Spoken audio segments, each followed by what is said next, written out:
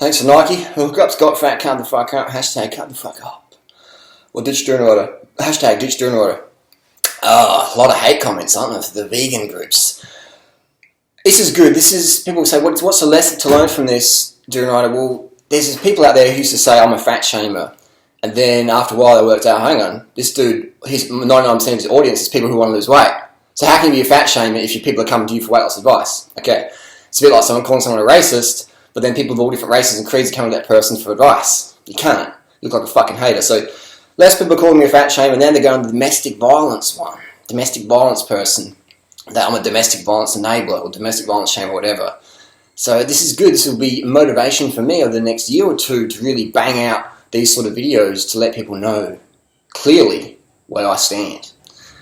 Let's get into it. Relationship advice for girls and guys as well, but let's have the focus on girls for this one.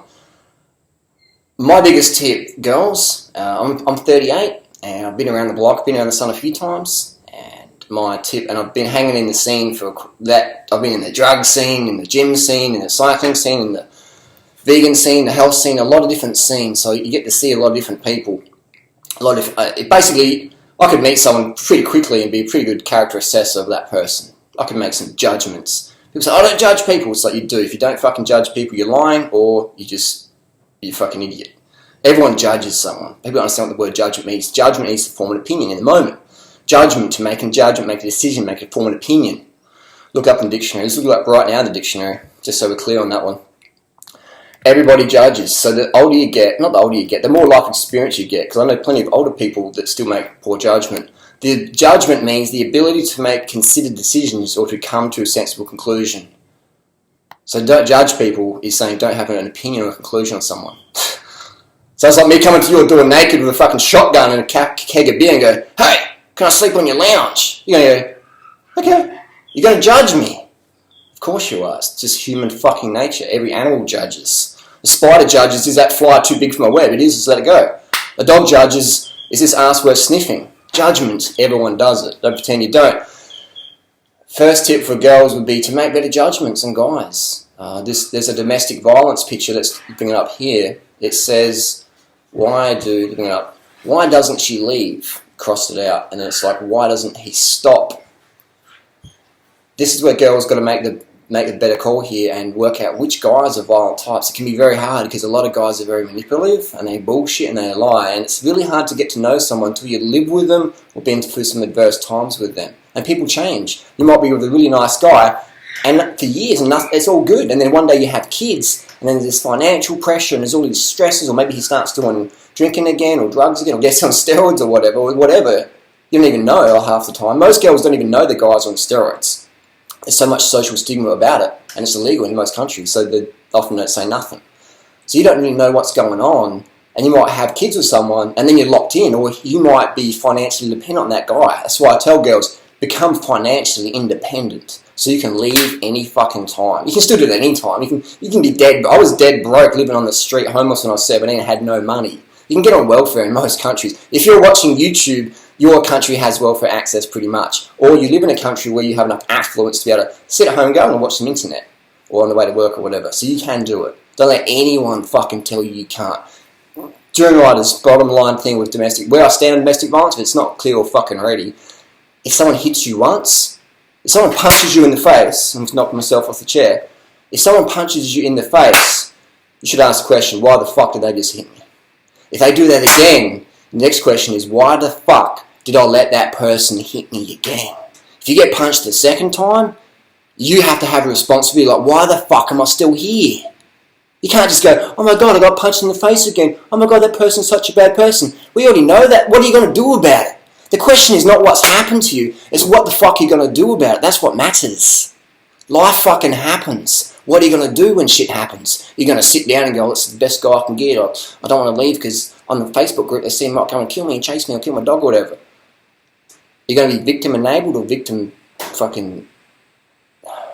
enabling is one of the worst things. When I was homeless on the street, I went to some homeless shelters and they're like, oh, they're there, you know, and I'm like, what the fuck, I'm not a fucking soft cunt, why do you treat me like a soft cunt, you know? I didn't say that to them, I appreciate their support, but I'm thinking I'm getting babied. I'm not a baby, I'm trying to like just get some help, man, you know?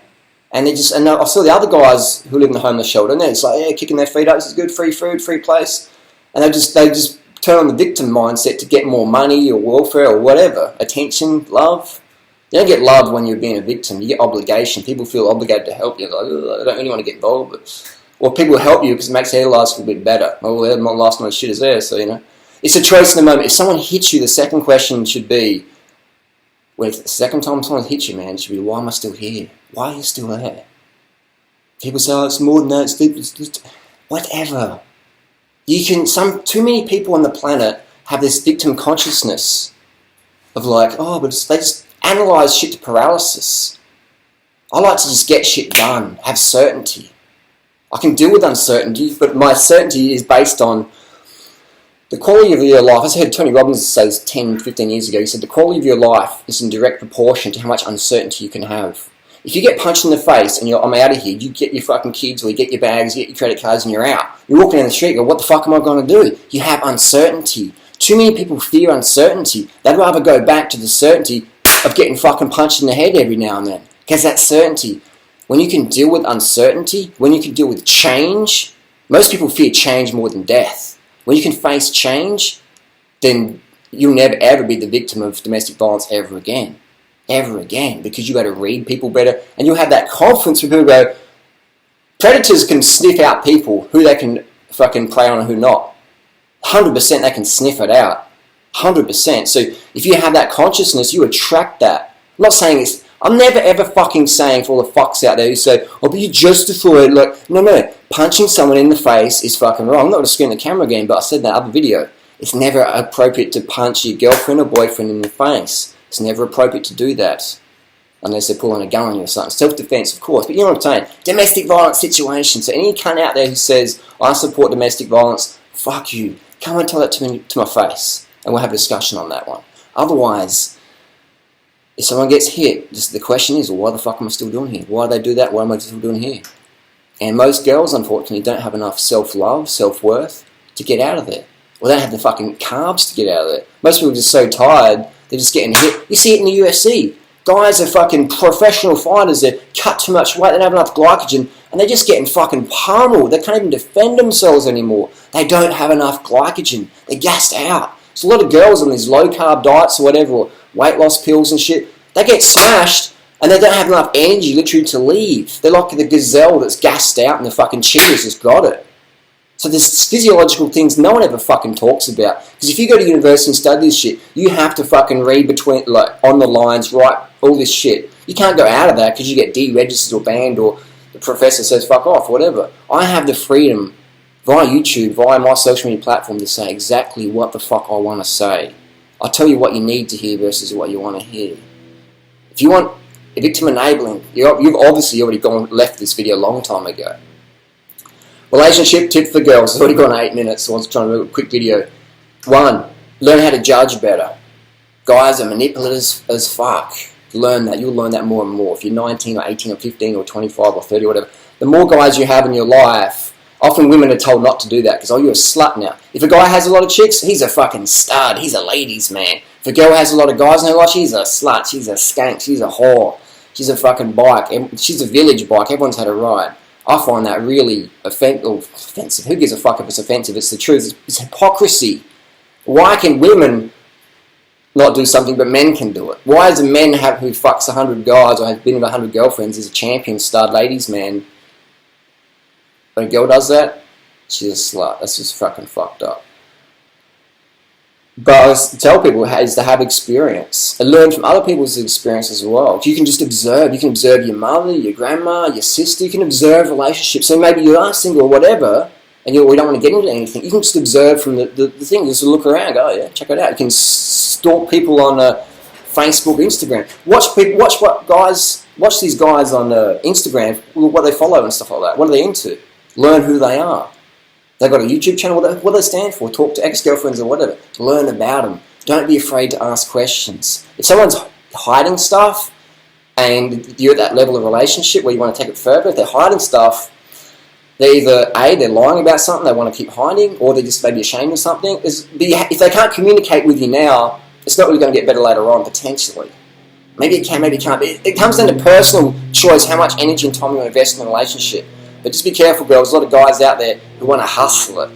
You know, they don't give a fuck if you get pregnant, have the kids, money, or fuck, or whatever. So many single mums out there who think they thought, well, if I have a kid with this guy, he'll settle down. That is what my mum said to herself. She had one kid. Oh, okay, well, I have two. Oh, I had 3 kids, and then boom, it was over. And she's a single mum with 3 kids.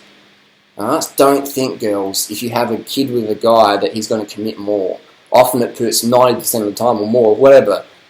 Most marriages are not happy. Most people are stuck together because they've got the kids out of obligation. That is the worst situation you want to be in. Do you really want to be with a guy who's hanging out with you because he feels obligated? He wants to leave, or he's banging on some side chick or whatever on the side, whatever.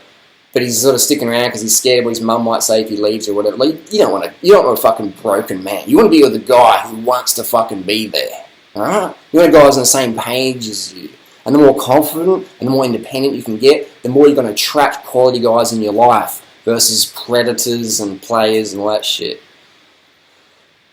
11-minute video. Leave your questions down below. We'll do more of these. Alright? Let us know down below what you want to learn more. But definitely be carved up, be hydrated, and do your homework. Do your fucking homework. And the bottom line, if someone hits you, if they hit you again, that's your fault. You have to accept that. Because it's never anyone's fault. It's okay, let's say I'm in a relationship and I put up a picture of freely smashed my nose and broke my teeth. First of all, because I'm a guy, a million guys are going to go, look at that fucking dickhead, he got bashed by his girlfriend. What a fucking soft pussy wanker fucking asshole.